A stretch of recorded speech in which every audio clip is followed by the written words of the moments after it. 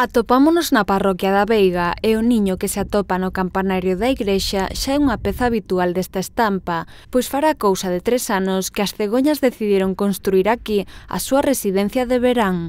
Veciños e operarios do Grumir intentaron quitalo hoxe do sitio, pero non foi un traballo doado, nin sequera puideron achegarse ata el.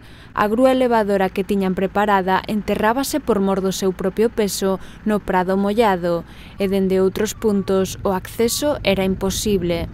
Estes niños, co paso dos anos, poden chegar a pesar ata media tonelada. Por temor ao derrube do mesmo ou parte do propio campanario, os veciños decidiron pedir un permiso para quitar o niño do lugar. Para iso, é obrigatorio estar fora da época de cría e a poder ser que ningunha cegoña se atope no niño. A pesar de que, polo visto, o animal non deixou o niño, foilles concedido un permiso do 13 ao 28 deste mes. Ao parecer, esperaron ata o último día porque a carta chegou con retraso.